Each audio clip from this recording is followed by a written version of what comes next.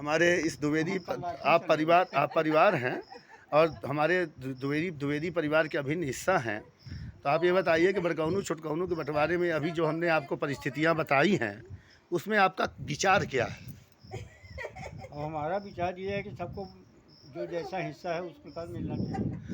और नहीं दे रहे हैं अथवा टाल मटोल कर रहे हैं अथवा ये कह रहे हैं कि जो करना हो कर लो और इस तरह की भाषा का प्रयोग कर रहे हैं, तो क्या ये उचित है?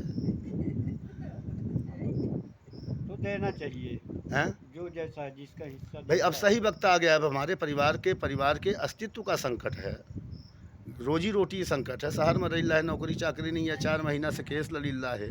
यहाँ पूरी जमीन दबाए बैठे, आधा आधा कहे है तो ओखा तू अजय अजय की ज़मीन हड़प के और बाप के ज़मीन हड़प के का खुशी रही। नहीं, ये तो अजय के हिस्सा हमका जानकारी है। हाँ, तो अपने मैंने पिता का में 3 जने हैं। पिता कहे में 3 जने हैं, 3 ठीक है। यहाँ डिहार में दिहाड़ी में हो गए जहाँ हमारे सूजी 3 जने ना। हर जगह 3 जन हैं। हर जगह तो सूजी में 2 बना दीहिन, 3 जने तिहाड़ का। सूजी में 2 बना दीहिन, ओहू में हड़प लिहिन, सूजी के पूरा घर नष्ट कर दीहिन। तिहाड़ 3 लड़का हैं तो तीनों को बराबर चाहिए। हैं? 3 कहाँ लड़का? हाँ, बड़कौनू मालिक बने रहे तो 3 2 5 बहन ना। मालिक के कितने लड़का हैं? मालिक का दूसरे का ले लेके कमाई पहले कहीं के हमारे बंटवारा है साझे में, फिर जब बटे के बारी हो तो सब आपन है।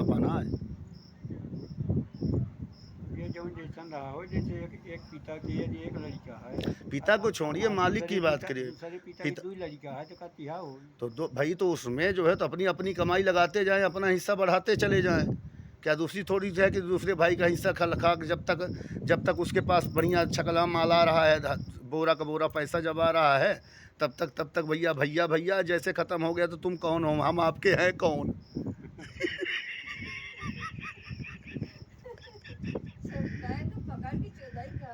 है बताइए,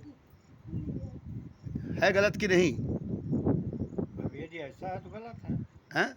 तो इसको थोड़ा सा इसमें विचार करने की ज़रूरत है कि अपने इस द्विवेदी परिवार में इस तरह की जो है तो जब सनातन रीत का मतलब ये थोड़ी है कि कुल मिला के ब्राह्मण परिवार में पैदा ना हो, ये इलाकेदार परिवार में चमार के यहाँ पैदा हो जाई, न कोनो मुसलमान के यहाँ पैदा हो जी तो ठीक है, कम से कम दुख सुख में खड़े तो हाथ लेके बोऊँगा।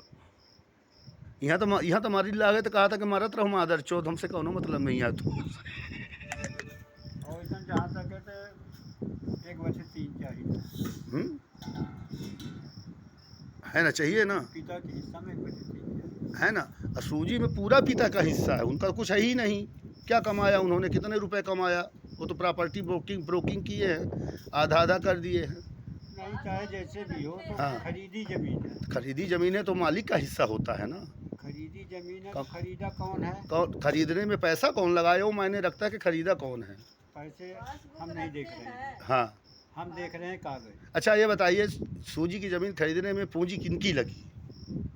अब हमारे जानकारी व्यवहारिक, हाँ, हाँ, जो कि समाज बताता है किसकी पूंजी लगी। हमारे जानकारी में सरपंच भैया खरीदे। पूंजी किसकी लगी? अब पूंजी किसकी लगी वो जानेंगे। अच्छा, उसमें उसमें क्या छोटकौनू की पूंजी नहीं लगी क्या? अब लगी है कि नहीं लगी है ये हम नहीं जानते। ये जांच का विषय है। ये हम नहीं जानते। बहुत बहुत धन्यवाद चाचा।